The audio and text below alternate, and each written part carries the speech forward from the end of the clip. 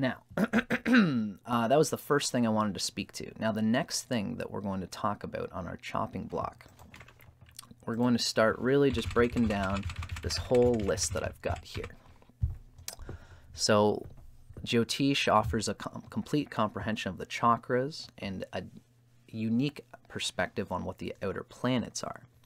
Now, next, we're going to talk about equal house and Campanus house cusps. And that's what I'm kind of looking at here. So I want you to guys consider that as Western astrologers, most people are going to be using the Campanus system, and that's where the house cusps are. It has to do with the Earth's rotation and also where we are on the Earth according to our closeness to the North and South poles. Now, it's always a headache to try to get at the astronomical layer here. I'm really just trying to convey more astrological information, but I'm going to do my best to convey the astronomical here as well. Essentially, the house cusps, again, they change according to how close you are to the North or South Pole. So let's just take a little example here. We're looking at a person who's born June 27th, 1996, 9 p.m. in Ontario, Canada. So this is like kind of like, you know, closer to the equator than Alaska anyway. And we can see some interesting things going on in this chart. For example, the second house cusp falls in Aquarius, but the third house cusp does not fall in Pisces, which is the natural third sign from Capricorn. And this is kind of like the first thing that I'm trying to explain here, is that Vedic astrology uses the equal house system as well as Campanus house cusps. Although it's not necessarily Campanus, it can be Placidus, whatever it is that you define your house cusps through. And then it also uses the equal house system. The equal house system simply means that every sign from the rising sign is considered that house. So let's take Capricorn rising. Capricorn rising is always the first house of Capricorn. Aquarius is always the second house of Capricorn. Pisces is always the third house of Capricorn. Aries is always the fourth house of Capricorn. This is the equal house system, and it's important when we are talking about the house lords, which is using the dispositor of a sign as carrying a house energy. The body of our energy and our karma is being carried by the house lords conveyed through the equal house system.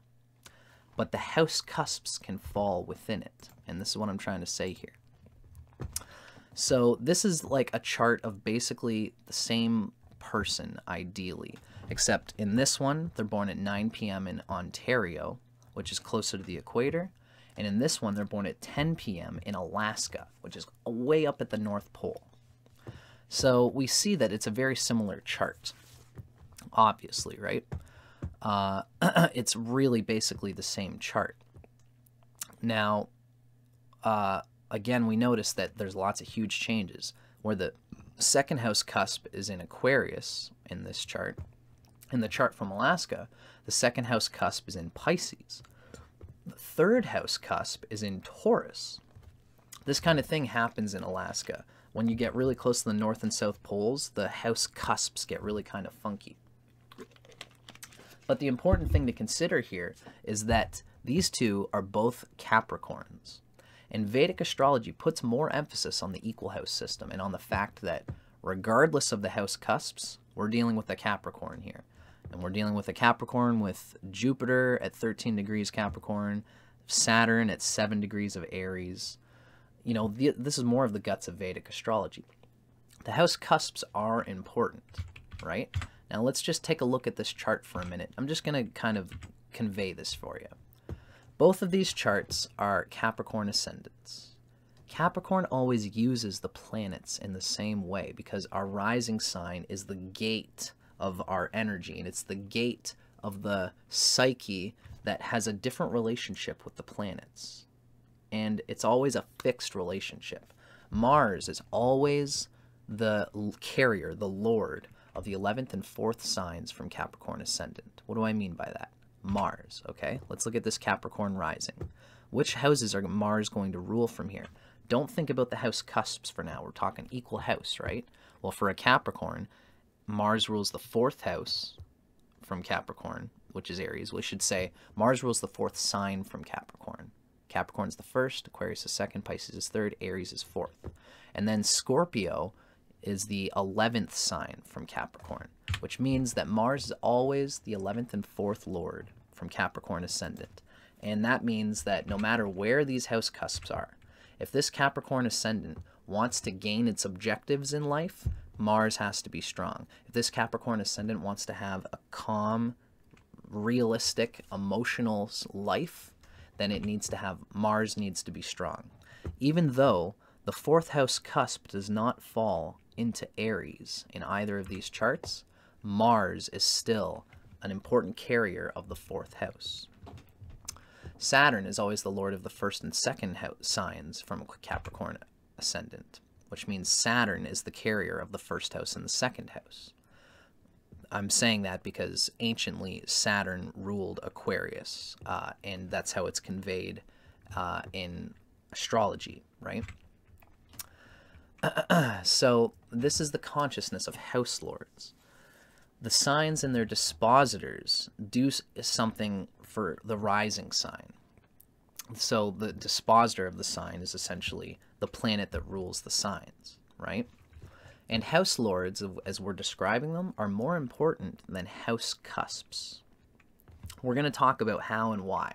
Now, this is a little bit of a journey, and it's a bit of a jump. And this is why, you know, like, it might seem like this is kind of a big jump and a big step to understand. Don't get too lost in this house cusp thing right now. You're going to see what's more important is the house lords. Who rules what sign from the rising sign? And you're gonna understand. If you want to just lay with me for a little bit, I'm going to explain why this is relevant. But before we do have to just give a little bit of an understanding of the house cusps. In Vedic astrology, the cusps are almost treated like another planet. So how do you know the strength of the 3rd Bhava-chalita? And that's the house cusp. How do you know the strength of the 3rd house cusp? Check its dispositor, which is the planet ruling the sign that it falls in. Okay, this is a leap in thinking from the West, but this I'm going to just get it all out here right now. Now, let's look at this chart on the left. It's the person born in Guelph, Ontario. Okay, Capricorn rising. Where is the 3rd house cusp? Well, for this chart, the 3rd house cusp actually does not fall into Pisces. It falls into Aries, and that's right here. What I really wanted to show, actually, that I had an intention... Yeah, here we go. Sorry. So, we're talking about the 2nd cusp. Well, here we have a Capricorn rising. And we see that in this Guelph chart, the 2nd cusp falls into Aquarius. Now, that is the natural 2nd sign from Capricorn, and that's kind of a happy thing, actually, when that happens. It can be happy or it can be sad, really. It depends on the strength of Saturn. If Saturn's really messed up, then there's a huge emphasis of damage to the 2nd, everything related to the 2nd house cusp. Because not only is the Capricorn's 2nd house going to be damaged, but the 2nd house cusp is damaged. So this is where I'm at. The 2nd house cusp falls in Aquarius, and so the 2nd house cusp's energy, as if it was a planet, right? Its energy is carried by the lord of the 2nd sign from Capricorn, which is Saturn. Saturn rules the 2nd sign from Capricorn. Since the 2nd house cusp is there, that means that the strength of the 2nd house cusp has to come through Saturn. And it's channeled through Saturn in Aries in the 4th house. This means that this person's 2nd house is going to have to face this Saturn in order to develop the resources for the 2nd house, right? Saturn being that 2nd lord in the 4th house. Now, let's take a look at this Alaska chart. And again, I'm just kind of getting through this so you can understand. The 2nd cusp in this chart falls in Pisces. That means that the natural 3rd sign from Capricorn, which is Jupiter, is carrying that 2nd cusp as if it was a planet. So, what is the dispositor of the second cusp in this chart? Its energy is being carried by the lord of the third sign from Capricorn, which is Jupiter, because again, Jupiter anciently rules Pisces. So this second house cusp is being channeled through Jupiter in Capricorn in the first house. Unfortunately, this is also a debilitated planet that's carrying the second house cusp. So that means that this person needs to wield this debilitated Jupiter before they can fortify their resources in the way that they would probably like to. And that shows some difficulty for sure. So, like I said, I wanted to kind of convey that in a way that just gives you a gumball of my opinion on the house cusps. Now we're going to move forward. The next thing we're going to talk about is the Vedic astrology idea of benefic and malefic planets, which is harsh and gentle planets.